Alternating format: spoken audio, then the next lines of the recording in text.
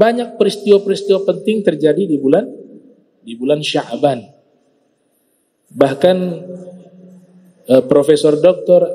Sayyid Muhammad Ibn Alwi Al-Maliki Al-Hasani menulis kitab khusus membahas tentang Al-Hawadis wal Waqa'i' fi Syahri Sya'ban, peristiwa-peristiwa bersejarah yang terjadi di bulan Sya'ban. Beliau memberikan judul kitab tersebut Madza fi Sya'ban, apa saja yang terjadi di bulan Sya'ban. Kalau antum mau tahu secara rinci, di situ ada beberapa penjelasan peristiwa-peristiwa penting yang terjadi di bulan Sya'ban. Dan mungkin kita kebanyakan sudah memahami itu. Tapi kalau di kitab lain juga ada dinukilkan riwayat-riwayat secara historis yang terjadi di bulan Sya'ban. Mungkin yang kita tahu yang pertama, tahwilul kiblah, pergantian arah kiblat. Itu kan terjadinya di bulan Sya'ban, tepatnya pada tahun 2 Hijriah. Jadi sebelumnya itu Nabi dengan sahabat-sahabatnya sholat menghadap ke Baitul Maqdis. Selama berapa lama? Di dalam riwayat Sahih Al-Bukhari yang diriwayatkan oleh Imam Bukhari yang lahir tahun 194 wafat 256 Hijriah, salah satu sahabat bernama Al-Barra ibn Azib atau Barra ibn Azib.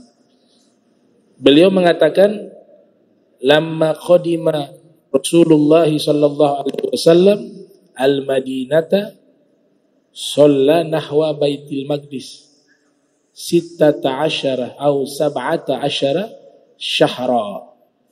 Ketika Nabi tiba di kota Madinah, Nabi sholat menghadap kiblatnya ke arah Baitul Maqdis selama 16 bulan atau 17 bulan, atau di sini lisyak yang meriwayatkan ragu 16 atau 17. Ya, maka kata atau di situ ada. Nah, sehingga ulama juga mengambil kesimpulan yang berbeda. Ada yang berpendapat sholatnya Rasul menghadap ke Baitul Maqdis selama 16 bulan. Ada juga yang berpendapat 17 bulan.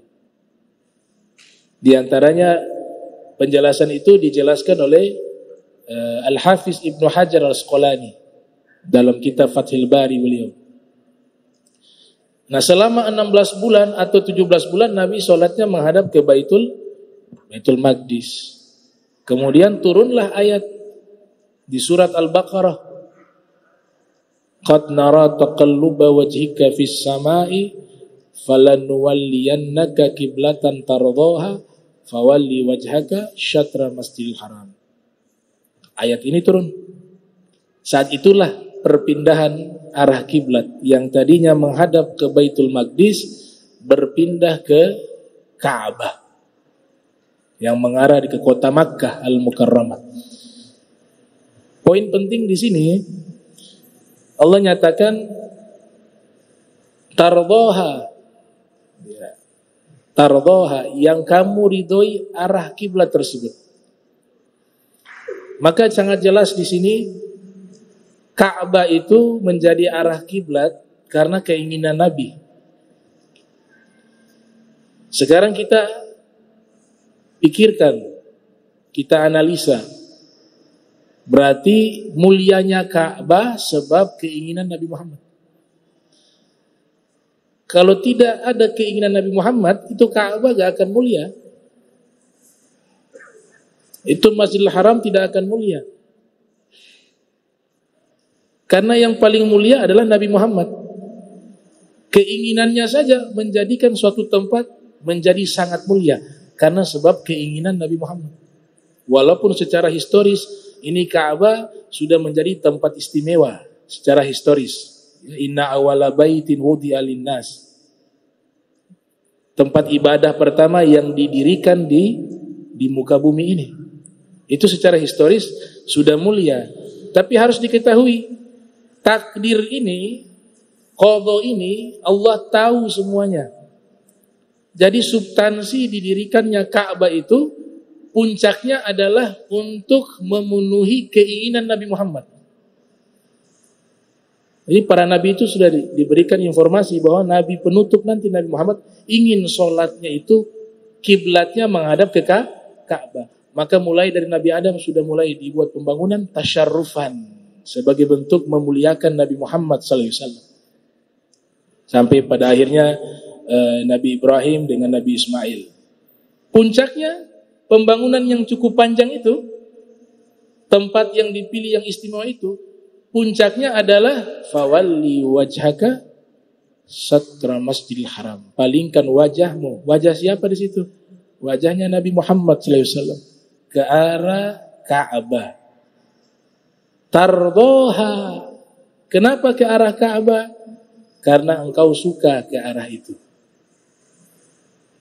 Maka kemuliaan semua yang ada itu sumbernya kembali kepada kemuliaan Nabi Muhammad sallallahu alaihi wa barak wasallam.